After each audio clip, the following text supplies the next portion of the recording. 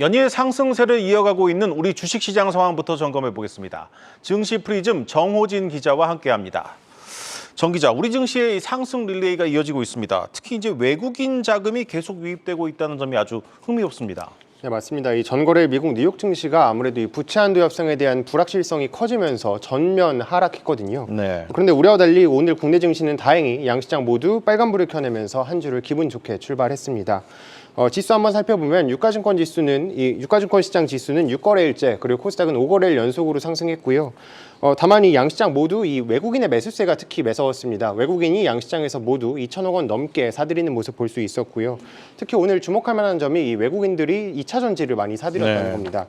어떤 종목을 사들였냐 한번 살펴보면 보시는 것처럼 에코프로 그리고 에코프로 BM을 합해서 900억 원 넘게 사들였습니다. 네. 그리고 또 SK 하이닉스 그리고 삼성중공업 사들이면서 아무래도 반도체 그리고 조선업종 지수 상승 견인했고요. 또 외국인이 이렇게 에코프로 사들이면서 아무래도 오늘 전거래일 대비 6.58% 에코프로 상승했습니다. 네. 그러면서 오랜만에 반등에 성공했는데 그런데 또 개인 투자자와 외국인의 발걸음은 또 엇갈리는 모습 보였습니다. 오늘 이 개인 투자자가 어떤 종목 많이 팔았냐 한번 살펴보면 삼성전자 가장 많이 팔았습니다. 1,660억 원 팔았고요. 또 에코프로 BM 외국인은 가장 많이 샀는데 개인은 가장 많이 팔았습니다. 이렇게 발걸음이 엇갈리는 모습 살펴볼 수 있었습니다. 네, 알겠습니다. 외국인이 사들인 종목 다시 한번 짚어보죠. 이게 삼성전자를 외국인들이 엄청 사들이더니 삼성전자 보유율이 연중 최대치까지 올라갔네요. 네, 맞습니다. 올해 들어서 외국인이 얼마를 사들였냐? 네. 삼성전자 주식 9조 1,420억 원어치 사들였습니다. 네. 이에 따라서 외국인의 삼성전자 보유율도 52%를 넘어섰거든요. 이게 지난해 3월 이후로 가장 많은 수준입니다. 외국인의 매수세가 이어지면서 아무래도 증권가들도 삼성전자의 목표 주가 높여잡고 있습니다. 7만 전자를 넘어서 8만 전자 이렇게 바라보는 모습 볼 수 있었고요. 또 이렇게 반도체주가 주목받으면서 이 반도체 소부장 기업에 대해서도 투자자들의 관심이 높아지고 있습니다. 오늘 시장에서 미래반도체 비롯해서 마이크로투 나노 굉장히 다양한 이 반도체 소부장 기업들에 대한 관심이 높았는데요. 이 반도체 소부장 ETF가 있습니다. 이런 기업들을 담은 ETF인데 이 순자산액도 상장 보름 만에 500억 원 돌파했다 이렇게 기록이 나왔습니다. 네, 그런데 반도체를 둘러싼 미중 간의 갈등이 좀 본격화하고 있습니다. 중국이 중국 마이크론에 대한 제재를 시작했는데 이것이 우리 기업들한테는 어떤 영향을 미칠 것으로 분석이 되고 있습니까? 네, 맞습니다. 말씀 주신 것처럼 이 중국 당국이 마이크론 제품에 대한 직접 제재를 처음으로 발표했죠. 이 중국이 중요한 정보 인프라 공급망에 아무래도 심각한 보안 위협을 줄 수 있다. 때문에 중요한 국가안보시설의 운영자들은 이 마이크론 제품 구매를 중단해야 된다. 이렇게 발표한 건데요. 해당 성명이 아무래도 G7 정상회담 바로 직후에 나오지 않았습니까? 때문에 보복성이다, 아니면 반도체 전쟁의 서막이다. 굉장히 많은 얘기가 나왔는데 아무래도 국내 기업에서는 수혜를 받을 수 있다. 이런 목소리들도 많이 나오고 있습니다. 네. 전문가들은 국내 기업들 입장에서 나쁠 게 없다. 이렇게 입을 모으고 있는데요. 주원 경제연구원 실장은 당장 아무래도 이 생산에 직접적으로 투입되기는 어렵다. 하지만 때문에 반사이익 가능성은 미지수다. 하지만 이 중국이 아무래도 반도체가 필요하기 때문에 마이크론에 대한 제재를 언제까지 지속하기는 어려울 것이기 때문에 어떤 식으로 타협하시지 않겠느냐 이렇게 이야기를 하고 있습니다. 네, 알겠습니다. 이 불확실성이라는 측면에서는 걱정이지만 단기적으로는 국내 반도체주의 호재가 될 수도 있겠습니다. 그렇다면 이 증권가에서는 우리 시장의 최근 좋은 흐름 앞으로 좀 이어질 것이라는 분석이 나오고 있습니까? 네, 그렇습니다. 이 증권가에서는 최근 증시 흐름이 금융 장세에서 이 실적 장세로 바뀌고 있다 이렇게 설명하고 있습니다. 네. 어떤 말이냐면 금융 장세에서는 일반적으로 개별주, 성장주 그리고 코스닥이 강세를 보이는데요. 이게 최근에 EPS 그러니까 주당 순이익이 반등하고 있습니다. 이런 경우에는 이제 중대형주를 중심으로 증시가 재편되게 되는데 이때부터는 반도체와 같은 이런 경기 민감주 그리고 또 코스피 중대형주가 강세를 보이기 때문에 시야를 넓히는 것이 중요하다 이렇게 조언하고 있습니다. 네, 알겠습니다. 오늘도 여러 업종의 분위기가 참 좋았는데 이 조선주 짚고 넘어가 보겠습니다. 이 조선주는 확실히 하반기 실적 개선에 대한 기대감이 큰 것 같습니다. 그렇습니다. 오늘 말씀 주신 것처럼 국내 조선 관련주 굉장히 좋은 흐름 보였습니다.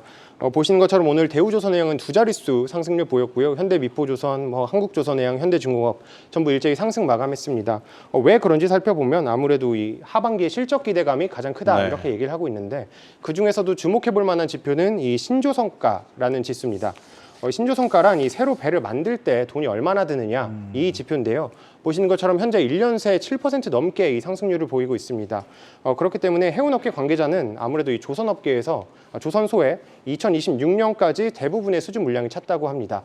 그렇기 때문에 신조선가가 오르고 있고요. 또 원자재가 그리고 또 뭐 인건비도 많이 오르고 있기 때문에 이 부분도 신조선가 상승에 영향을 미쳤다 이렇게 이야기를 하고 있습니다. 즉 백값은 비싸지는데 이 원하는 기업들은 많잖아요. 그렇다 보니까 실적도 대부분 좋아질 것이다 이런 분석이 나오고 있는 겁니다. 네, 살펴본 것처럼 우리 증시도 분위기는 괜찮은데 옆 나라 일본은 역대급 장세가 펼쳐지고 있습니다. 니케이 지수가 30년 전 1990년대 일본의 초호황기 수준까지 올랐습니다. 이 투자자들의 관심도 높아지고 있는데 박승환 기자가 취재했습니다. 일본 증시가 잃어버린 30년을 끝내고 3만 선 안착을 노립니다. 오늘 니케이는 전거래일보다 0.9% 오른 3만 1,086의 거래를 마쳤습니다. 지난 11일 이후 8거래일 연속 상승 마감인데 니케이가 3만 1,000선을 돌파한 건 지난 1990년 7월 이후 처음입니다. 33년 만의 강세 배경에는 우선 지정학적 강점이 꼽힙니다. 미국이 중국 견제를 위해 글로벌 공급망이나 안보 전략에서 일본에 힘을 실어주는 모양새입니다. 일본 기업들의 호실적도 니케이 상승의 발판이 됐는데 1등주 토요타 자동차의 1분기 영업이익은 6,269억엔, 전년 대비 35% 늘었습니다. 대표 IT 기업 키엔스, 산업재 업종의 다이킹공업, 리오프닝 업종의 오리엔탈랜드까지 지난해보다 이익을 불렸습니다. 저렴한 엔화도 글로벌 투자금이 모여든 배경인데 실제로 국내 투자자들이 가진 일본 주식은 금액 기준 30억 달러가 넘습니다. 이달 들어 오늘까지 가장 많이 사들인 종목은 일본제철로 700만 달러에 달합니다. 미국 장기채와 반도체 관련 ETF, 소프트웨어사 셀시스, 제약기업 다이이치 산쿄 등도 상위권에 들었습니다. 일각에선 일본 증시가 단기간 상승폭이 컸던 만큼 아직 투자 포지션이 없다면 오히려 기다려보는 게 낫다는 분석이 나옵니다.